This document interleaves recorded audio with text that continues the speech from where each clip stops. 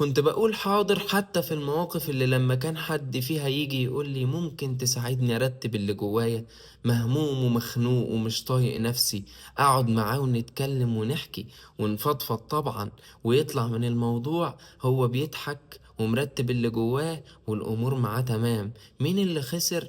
انا. انا اللي ساعتها ببقى عايز حد يقعد معايا يرتب اللي جوايا، لاني بقيت مهموم، لاني بقول حاضر وانا مش قادر اقول حاضر. عارفين، انا الشخص اللي كان بيقول لكل حاجة حاضر، الشخص اللي كان اي حد بيطلب منه مساعدة بيقول حاضر، الشخص اللي اي حد يجي عليه يقول حاضر، الشخص اللي ما بيقولش لأ في حياته خالص. عارفينه؟ اكيد في من الامثلة دي في حياتكم.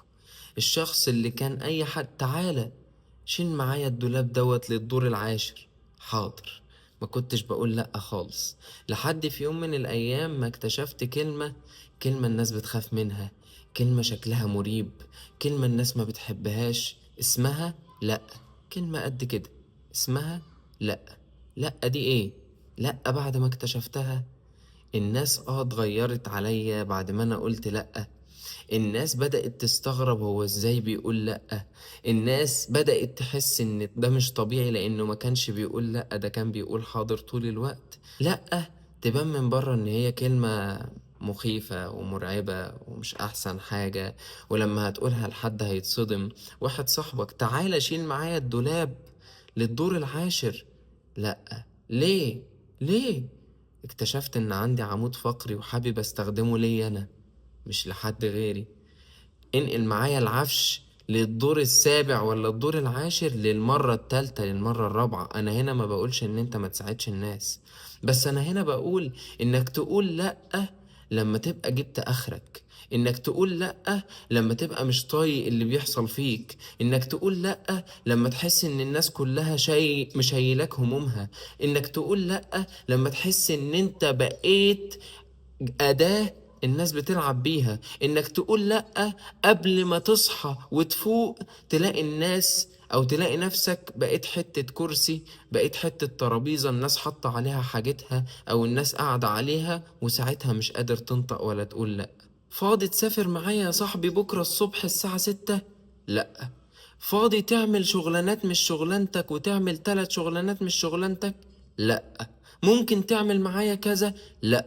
ممكن تجيب لي طلب من بره؟ لأ. وبقيت أقول لأ على الحاجات اللي أنا مش هحمل فيها نفسي فوق طاقتها، بقيت أقول لأ على الحاجات اللي أنا مش قادر أشيل فيها، على الحاجات اللي كسرت نفسيتي، على الحاجات اللي ضايقتني، على الحاجات اللي وقفتني عن تحقيق أحلامي، عن الحاجات اللي بقيت فيها بحقق مصالح الناس وبحل مشاكل الناس، وحالك انت اللي عطلان ومصالحك انت اللي واقفة. لأ لما يبقى الناس مش هيلاك همومها وبتقولك شيل يا باشا، حاضر. لأ اوعى تقول حاضر ساعتها، لأ، عشان نفسيتك، عشان نفسك، عشان حياتك يا باشا، عشان مستقبلك، عشان عيشتك. وفهمت بعديها ان لأ مش قلة ذوق ولا قلة احترام، ده لأ دي زي التطعيم اللي انت بتاخده عشان تبعد عن الوش والقرف بتاع الناس اللي مش حاسة بهمومك وعايزة تشيلك همها. لأ دي عاملة زي التطعيم اللي انت هتدي بيه للناس احترام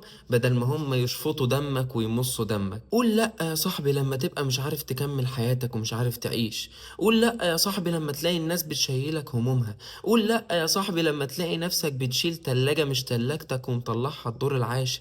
قول لأ يا صاحبي لما تلاقي الناس عندها لا مبالاة رهيبة وبتحط عليك أكتر. قول لأ يا صاحبي لما الناس عرفوا إن أنت بقيت الشخص الحنين اللي هيستحمل كل حاجة. قول لهم ساعتها لأ. قول لأ يا صاحبي عشان تحافظ على أمنك وسلامك النفسي، ما تتكسرش وتبقى في الآخر هش، وفي الآخر هما يقولك أنت مين؟ ما نعرفكش. كلامي مش معناه إننا ما نساعدش بعض عشان الناس اللي بتفهم غلط، ولأ مش معناها نقص احترام ولا قلة أدب، لأ معناها إن أنت اشتريت نفسك وبتعزز نفسك وبتقول للناس ده بني آدم مش روبوت، ده راجل بيفهم مش راجل متخلف، ده راجل عاقل مش مجنون ولا خروف أي حد بيشده مكان ما هو عايز. سلام.